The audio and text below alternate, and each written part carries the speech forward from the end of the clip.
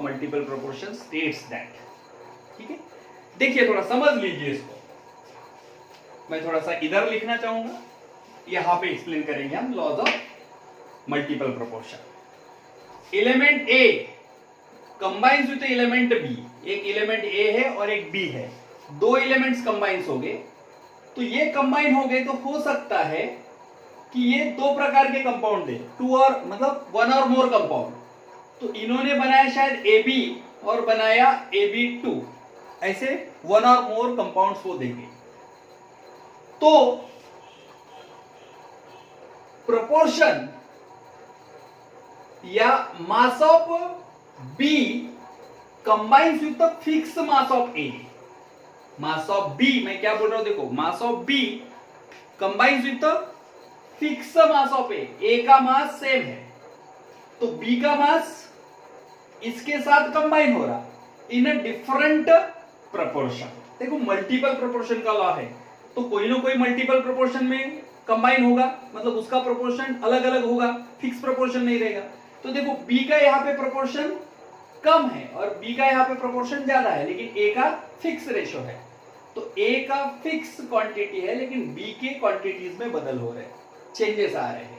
तो क्या बोला, when one element combined with the other element, when two elements combines to give the one or more compound, अलग अलग compound दिए, the masses of B combines with the fixed mass of A in a simple ratio।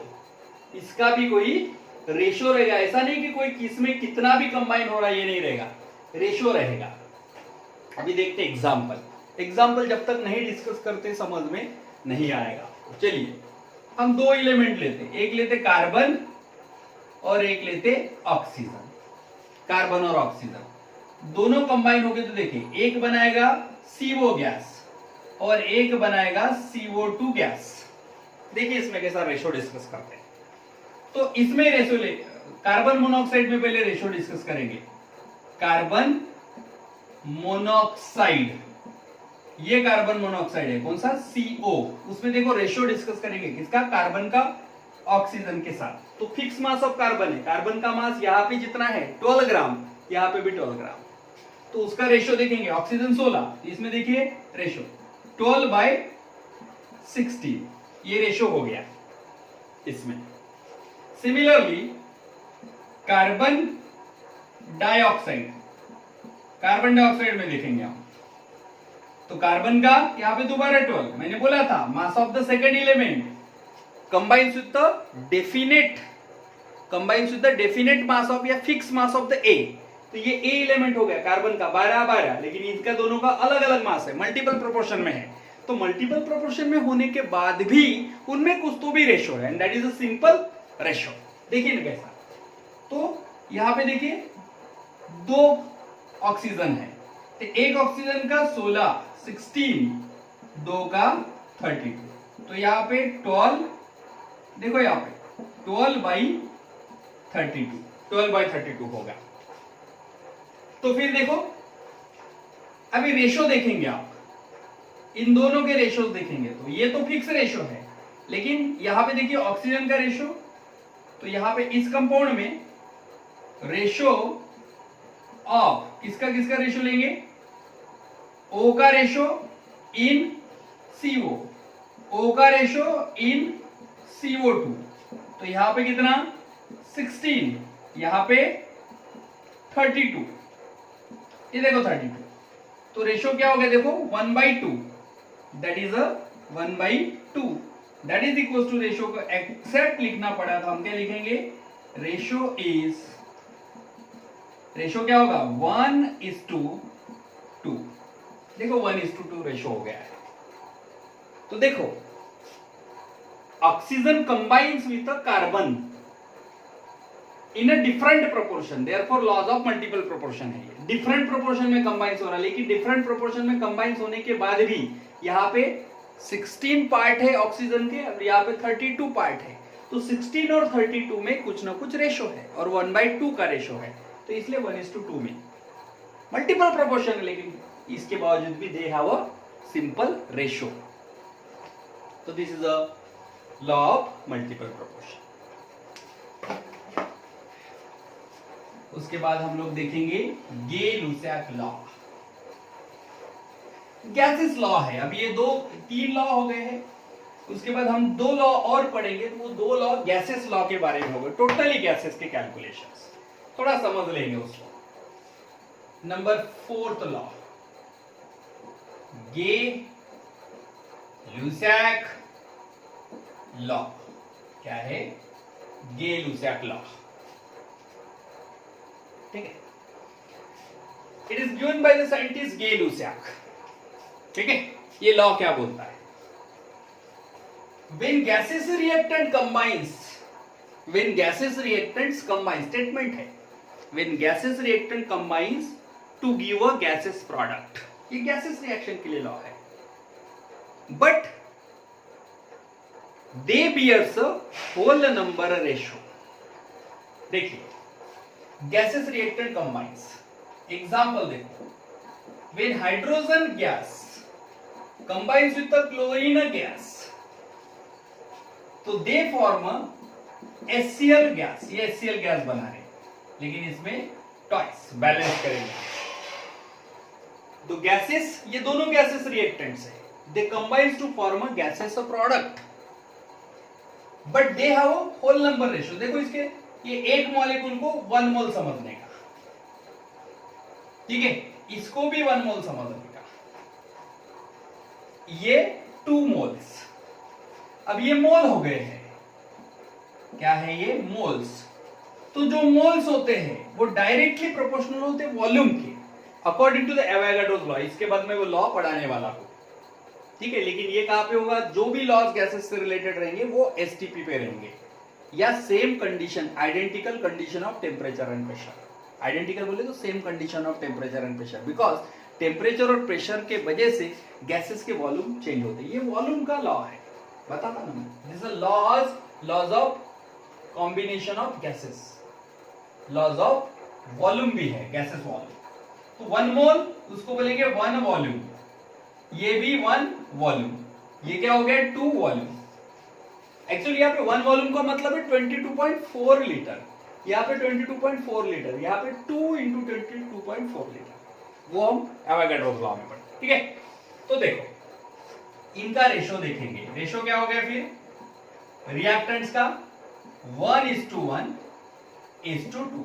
देखो, they bears a simple whole number ratio. ये भी क्या कर रहे हैं? रेशो फॉलो कर रहे हैं। मतलब when gases reactants combines to form a gases product, they bears a whole number ratio, simple whole number ratio by volume. उनके वॉल्यूम के बीच में ये रेशो रहेगा। और एक एग्जांपल है, देखो हम लेंगे SO2 gas plus of O2 gas two gives a SO3 gas. ये देखो एग्जांपल, ये पहला एग्जांपल था, ये दूसरा SO2 गैस। अभी रिएक्शन बैलेंस नहीं लग रही होगी, यहाँ पे 2 ऑक्सीजन है, तो हम यहाँ पे टॉइस कर देते, यहाँ पे नहीं करना है, यहाँ पे टॉइस कर। तो देखो कितने हो गए? 2 मोल, 1 मोल, यहाँ पे 2 मोल, ठीक है। वॉल्यूम देखो, 2 वॉल्यूम, 1 वॉल्यूम, 2 वॉल्यूम। तो रेशो क्या हो गया? ये देखो रेशो 2:1:2। इससे रिलेटेड न्यूमेरिकल्स करने पड़ेंगे आप, ध्यान रहे। ये लॉस को समझे, बहुत आसान लॉ है, लेकिन इसके बहुत काम की चीज है, ठीक है। This is a Gay Lussac law. Gay Lussac law को क्या बोलता है? रिएक्टेंट्स कंबाइन हो गए तो प्रोडक्ट देंगे, लेकिन रिएक्टेंट्स के जो वॉल्यूम होंगे उनका रेशो रहेगा प्रोडक्ट के वॉल्यूम के साथ। And we are going to start a last law that is a very important, बहुत ही इंपॉर्टेंट लॉ है। इसके ऊपर कितने न्यूमेरिकल्स है, इसके बगैर न्यूमेरिकल्स बनते भी नहीं, ध्यान रखें। चलिए, this is a number 5 and last law, Avogadro's. क्या है? Avogadro's law. क्या है ये? Avogadro's law. ये भी गैसेस के लिए है और गैसेस, ठीक है। Law states that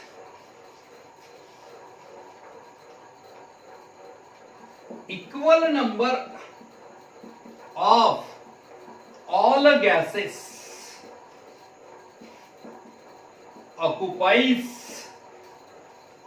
the same volume. Equal number of all gases occupies the same volume. Equal number of moles. Equal number of moles लूंगा. Equal number of moles of all gases. Equal number of moles of all gases occupies the same volume. मतलब देखो, but this is at the standard condition STP और NTP. STP और NTP होना चाहिए.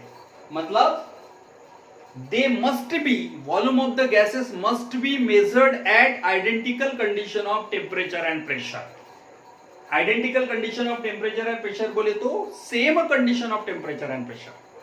Condition of temperature and pressure कैसा होना चाहिए? Same होना चाहिए, different नहीं, क्योंकि temperature बढ़ा दिया तो volume बढ़ता है gases का. तो all gases बोले तो suppose दो gases ले रहे हैं, तो एक gases के number of moles और दूसरे gases के number of moles same लेंगे और उनके लिए सेम कंडीशन देंगे, टेम्परेचर और प्रेशर सेम होना चाहिए दोनों के लिए, तो फिर उसके वॉल्यूम मेजर्ड करेंगे तो वॉल्यूम भी सेम हो गए, और नंबर ऑफ मोल्स अगर सेम है तो वॉल्यूम भी सेम हो गए. ये बहुत ही अच्छा लॉ है. मतलब आपको नंबर ऑफ मोल्स मालूम है तो आप वॉल्यूम निकाल सकते हैं, अगर आपको वॉल्यूम दिया है तो आप नंबर ऑफ मोल्स निकाल सकते हैं. जब नंबर ऑफ मोल्स निकाल लिए तो उससे नंबर ऑफ पार्टिकल्स निकाल सकते हैं मोल कंसेप्ट के हिसाब से, क्योंकि ऑलरेडी मैंने बताया कि 1 mole contains 6.022 into 10 to the power 23 particles. ये लॉ बहुत ही इंपॉर्टेंट है. हम न्यूमेरिकल्स देखेंगे तो ये लॉ के मतलब देखेंगे, आपको भी लग नहीं रहा होगा उतना इंपॉर्टेंट है, लेकिन जब न्यूमेरिकल्स देखेंगे इसके मतलब होगा ही नहीं. देखो, equal number of moles of all gases occupies the same volume at STP measured eight STP और एनटीपी. मतलब स्टैंडर्ड टेम्परेचर एंड प्रेशर और नॉर्मल टेम्परेचर एंड प्रेशर. मतलब ये लॉ है, समझो नॉर्मल टेम्परेचर बोले तो 273 केल्विन 0 डिग्री सेल्सियस, ठीक है, normal temperature. Pressure 1 atm pressure, ठीक है. इसको अलग लैंग्वेज में अलग अलग उसमें अलग भी लिखा रहता. क्या लिखा रहता? Equal volumes of all gases. क्या लिखा रहता? इसको और देखेंगे, इसको ऐसा भी पढ़ते हैं, equal volumes of all gases, ठीक है, contains same number of molecules. क्या रहेंगे उसमें? सेम नंबर ऑफ मॉलिक्यूल्स रहेंगे. अभी मॉलिक्यूल सेम बोले तो number of moles same. Number of moles is directly proportional to the molecule. तो नंबर ऑफ मोल सेम है तो मॉलिक्यूल सेम है. तो यहाँ पे मॉलिक्यूल अगर सेम है तो वॉल्यूम सेम रहेगा. यहाँ पे बोला कि मोल सेम है मतलब मॉलिक्यूल सेम है तो वॉल्यूम सेम रहेगा. बोला मतलब तो एक ही है ना. मोल सेम है तो वॉल्यूम सेम है, वॉल्यूम सेम है तो मोल सेम है, नीचे वॉल्यूम सेम है तो मोल सेम है. बोला मतलब एक ही, ठीक है. देयरफॉर थोड़ा सा डायग्रामेटिकली समझेंगे. देखिए, एक यहां पे लेते हाइड्रोजन गैस, ठीक है, यहां पे लेते ऑक्सीजन गैस और यहां पे लेते नाइट्रोजन गैस. ये बॉक्स सभी तीनों बॉक्स आइडेंटिकल है ऐसा आप समझिए. भले मैंने डायग्राम में कम ज्यादा बनाया होगा, उसको इग्नोर कीजिए साइज के डिफरेंस को. यहां पे लिया मैंने 2 ग्राम्स ऑफ हाइड्रोजन, यहां पे लिया मैंने 32 ग्राम्स ऑफ O2 और यहां पे लिया मैंने 28 ग्राम्स ऑफ N2.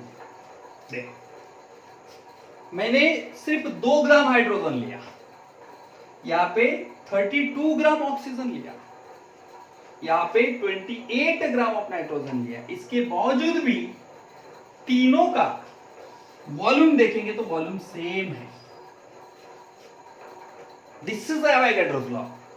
और ये 3 गैसेस लिए, यहां पे तो ऑल गैसेस के लिए, किसी भी गैस के लिए अप्लाई हो रहा है, ठीक है. कैसा देखो, ये 2 ग्राम्स बोले तो 1 मोल है, 1 मोल ऑफ हाइड्रोजन है, ठीक है. 2 ग्राम्स बोले तो 1 मोल ऑफ हाइड्रोजन है.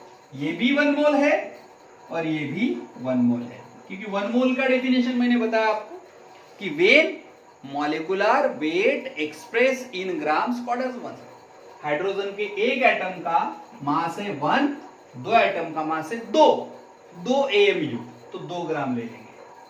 ऑक्सीजन का एक एटम का मास है 16, 2 का 32, तो 32 ग्राम ले लिया। नाइट्रोजन का एक का है 14, 14, 2 का 28, तो 28 ग्राम ले लिया। मतलब मैंने सबका 1 मोल 1 मोल 1 मोल लिया। तो देखो इक्वल नंबर ऑफ मोल्स है तो वॉल्यूम भी तो सेम होगा, ठीक है। तो वॉल्यूम सेम है मतलब एग्जैक्ट कितना है, तो 1 मोल के पीछे कितना वॉल्यूम रहता है वो भी आपको याद रखना है।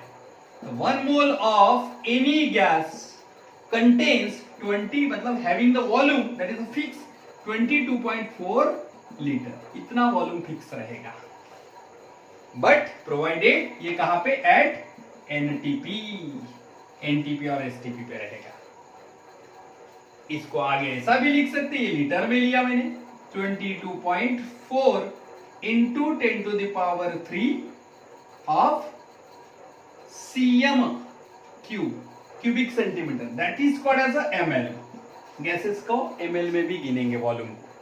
तो इसका मतलब है कि आपको 22,400 ml और cm क्यूब, तो ये 1 मोल की वैल्यू है। 1 मोल अगर गैसेस का रहा तो उसका वॉल्यूम कितना होना चाहिए, 22,400 ml, मतलब इस 22.4 लीटर इतना होना चाहिए, ठीक है। ये वैल्यू आपको याद रखना है। मोल कंसेप्ट में एक बार मैं बता दूंगा जब मोल ट्रायंगल पढ़ाऊंगा तो इसमें आप लोगों को कुछ डाउट्स है तो आप लोग पूछ सकते हैं।